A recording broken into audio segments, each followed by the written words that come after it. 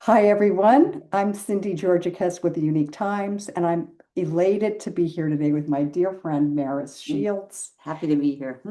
Thank you. Thanks for taking the time, truly.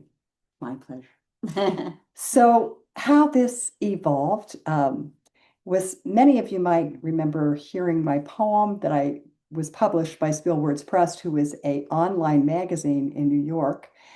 And I was quite honored that it was chosen to be published. And I thought I'd read that to you now, and then I'll tell you how Maris ties into this picture. It was called Sobering Reality. We fire assaults in the distance. I hear a firing. Words like weapons can wound the heart of desire. Bullseye backed in lies while too many die. Left in bloodbaths of sorrow. Heartbroken, we color our world with painted visions to combat the enemy. What if you or I am the enemy in disguise? A sobering reality that can't go unrecognized. Complacency is complacency, a cold-hearted truth. Empty shells are part of the same crime as one who pulls the trigger. So when I wrote that poem, I it went out to WordPress and I had a lot of people respond. And I sent the email to Maris, and Maris actually responded back to me. And I had forgotten at the time, but Maris's brother was lost, killed in gun violence at 101 California Street in San Francisco at a law firm. And rather than me try to repeat the story, which I went through and painstakingly listened to everything, which was grueling, and I was a little concerned about her because this is a pretty big deal of how she might want to be here with me today. It was actually through Barbara Leonhard at Mastigadores USA said, I'd like to publish this piece and please give her my condolences. So, Maris, can you share that day and maybe a little bit about how that was and how it was for me to ask you? Yeah. Well, first of all, thank you, Cindy, for writing the poem that you did, because I am just one of thousands of people who have been impacted by gun violence and mass shootings, assault weapons. It shouldn't happen. And the other piece of the whole puzzle is not only recognizing that it is an issue, and that there's too many people impacted by it, but taking a stance and saying something. So thank you, Cindy, for writing it in your poem and for doing this today to bring attention to this matter. So for me, it happened in 1993. My brother was a fresh, brand new lawyer. He's only been practicing law for a couple of years in San Francisco. His new wife, Michele, also a lawyer. They worked at two different law firms in San Francisco. She was over at his law firm that day to use the library when a disgruntled client, I guess, of theirs, Pettit and Martin, the law firm that he worked for, had a case um, against him. He was kind of a, anyway, we don't need to give him any more time because you're just giving attention to people who are out there to grab attention with these assault weapons, crimes that happen all over the place and still are happening today. Anyway, he came into the building wheeling a suitcase full of ammunition with an assault weapon under a trench coat, came up to the 32nd floor of this law firm and took out his assault weapons and started opening firing at people in a boardroom and then working his way up and down the halls. My brother ran to find his wife. He found her. They were trying to exit the building through the stairwell when the gun the assassin came around the corner, chased them into a room. He was trying to barricade the door to prevent him from coming in, could not. And then he shielded Michelle with his body, took all the bullets, and then they he didn't die in her arms, but he basically was bleeding to death, and they shared their last words together before he was eventually taken off in a stretcher to San Francisco General, where he was pronounced dead on arrival. So it's, this happened 32 years ago. And at the time it was shocking. It was not a common incident at the time, but I'm sorry to say that since the 2000s, it's just become common practice. You read about it all the time. And there were 8 others, I believe, shot and killed, and 8 other injured, and then including the gunman himself, as I'm remembering, who, Mm-hmm. as the police found him in the gun well, he Mm-hmm. shot himself. Yes, yes, yeah. And Why he couldn't just shoot himself before, yeah, and doing what he did anyway. and Mary, she went on. So I said, Mm-hmm. "How can you do this?" And you said, Mm-hmm. "Cindy, I had to." And I wonder how much of Mm-hmm. that was out of protection because you went on to Mm-hmm. make huge strides in Washington. Yes, I'm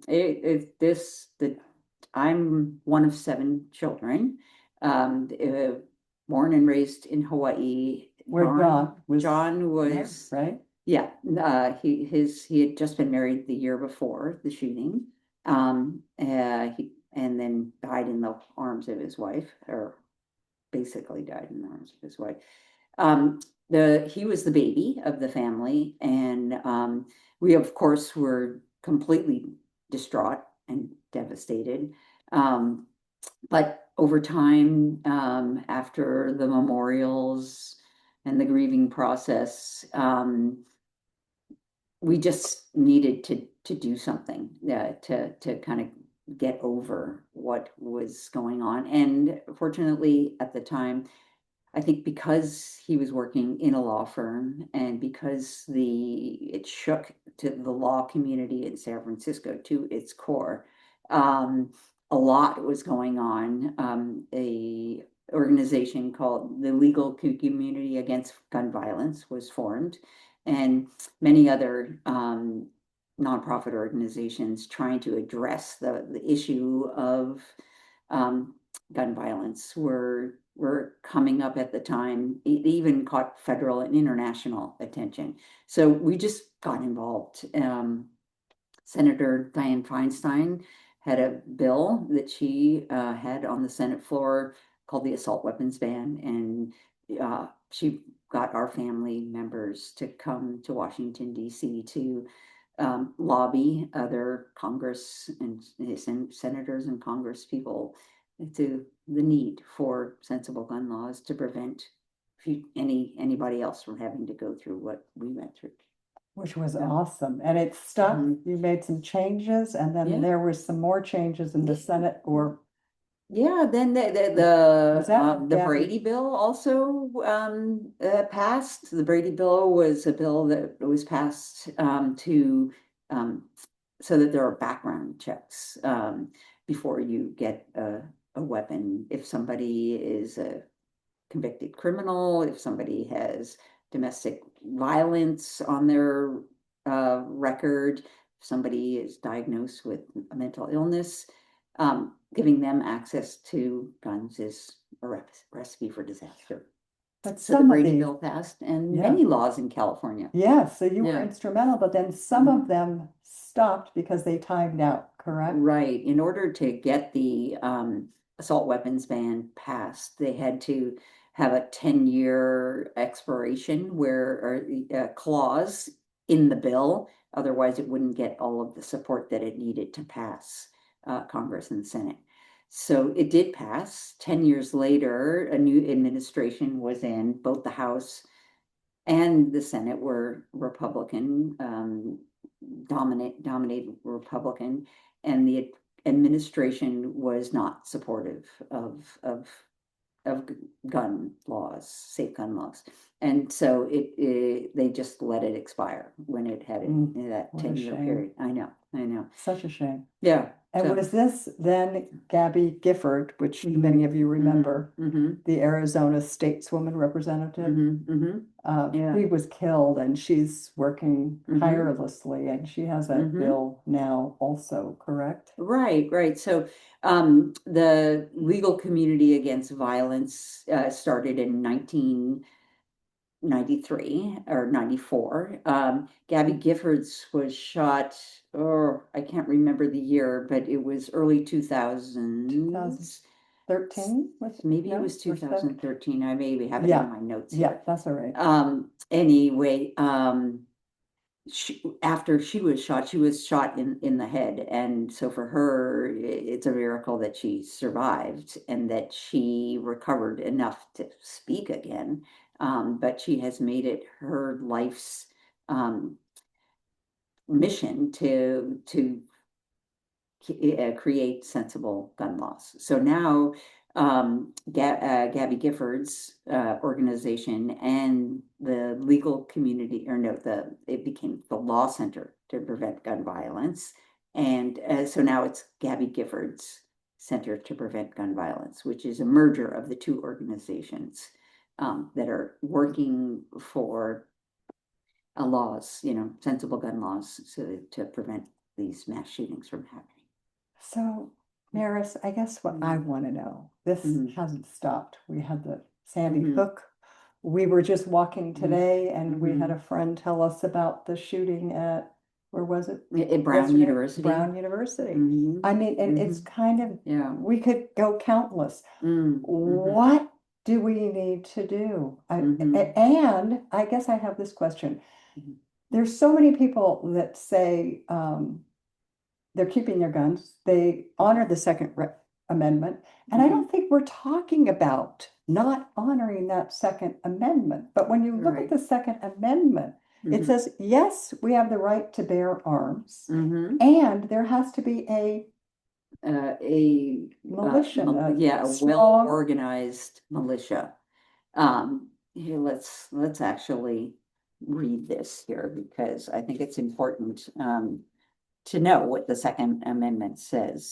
So, let's see, sorry. it's okay. Hmm.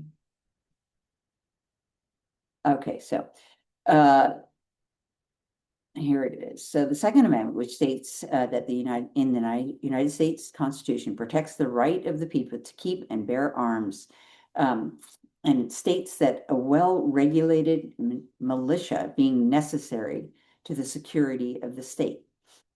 So the interpretation of the Second Amendment has changed over time. When these bills passed, the assault weapons ban, the Brady Bill, and other state level laws for gun safety, the interpretation of the Second Amendment definitely put a lot of weight on the well-regulated militia. Um, I don't know when interpretation of this law has changed, but now they seem to be disregarding the well-regulated militia and just focusing on the right to people to keep and bear arms. I don't think we need to live in a society where everyone is sitting there with a gun, yet without the training or the safety or security or the understanding that it's not a way to resolve differences, and because it's irretractable when you have a gun. A well-armed militia, yes, I get that. The military, yes. If you're a hunter, yes, have a gun. But make sure it's kept secure and that you use it when you're hunting. Do you need to have an assault weapon walking in the streets? Right. It's just not necessary. And we shouldn't be living in a society like that. Yes. I mean, Yeah. and I think the Mm. interpretation is so loose that people are using that interpretation however they choose to use that. Right, right. Even And the courts, unfortunately. Yeah, there's cases that come to the courts that surprisingly, are don't pass because of the interpretation of this Second Amendment right, which Right. yeah. And yes, we're always going to have people that could kill people. There's been Mhm. some question of that. Somebody, you can't kill as many people, though, with a knife that you can with a gun. I had a cousin that was killed by a knife from an 11-year-old with a gang into his heart. He was 6'4", strapping big fellow, and this kid knew how to knife him. Now, there were guns and there were more people could have been killed. My point Mhm. being, the Second Amendment is different than saying we can all have assault weapons and we need to have Mhm. some kind of, Yeah, yeah, yeah. I mean, In a civil society where people have their differences, you don't you can't have them fully armed. You can't make access to guns so easy. Um, or some people, it's more than just the guns. It's the whole mhm, mental health, mhm, mhm. just awareness of people's. If people are having a hard time, they need to be able to have the support to Yeah, talk to yeah, people to figure out a way to reconcile and solve their problems rather than just reach for a gun. So access to guns is the yes. problem, but it's not the only problem. So, Maris, what can we do? And I actually Mhm. want to throw this one piece Mhm. in. There's Mhm. been some talk that everybody should go out and get trained on how to use a gun. In my daughter's classes, they were talking about Mhm. having this law pass and go through. And she said, Mhm. Mom, absolutely not. Do you Mhm. know the people? And we were talking how many years it takes for police to actually Mhm. use guns, and they're still failing in certain ways because there's certain times that they're not able to control a situation. So Mhm. I guess that my question is, what do you think about that? And what can we all do to keep working on this very tragic Mhm. issue so we don't lose Mhm. children, we don't lose any more people, Yeah. we don't have to have more people like your brother that are Mm. not here. Yeah. Yeah. Yeah. No, unfortunately, it's increasing rather than decreasing. Um, anyway, I think that what you can do is definitely don't arm teachers. That's not necessary. Increase security at schools. Have maybe a security guard that is there, has a presence there, so that people can't come onto campuses with weapons. Training for the kids and the teachers, even though it's a terrible thought to what to do in the case of someone on campus, but to address the issue with more weapons, it's just, there's just a recipe for disaster having access to guns if a kid were to pick one up or Mhm. someone in the heat of the moment with anger. It's just having guns around is not a solution to the problem. How to get involved? I would say familiarize yourself with this Gifford's Law Center to prevent gun violence. They are active in all states and they work both on the federal and on the state level, helping to pass sensible gun laws. And their website is giffords.org. And you can learn about what they're doing and what you can do. Thank you, Maris, so much for being here. Oh, you're welcome, And Susan. I'm so sorry again. I mean, it's Yeah, lives inside forever. It's something you can get yeah, back. And I know we talked about how beautiful he would have been, well, I was. know. He's Yeah. gorgeous. He has your smile. And with Yeah, the family members and him yeah. having children today. But Yeah. Yep. A life cut short. And I yes. hope it stops. Thank you so much for listening. Maris was letting us know that I heard my alarm's gone off. we have to Sorry end. about that. We appreciate your time. And Barbara, thank you so much for this idea to have an interview. I hope that it was useful. Have a wonderful day. The alarm backfired on us, but we probably would have kept going and not known. You would have had to, And now I'm you trying to need to turn this go. off. Oh, How gotta do hurry, I? still recording Okay. here. And that's okay. We'll, oh wait, stop. Editing for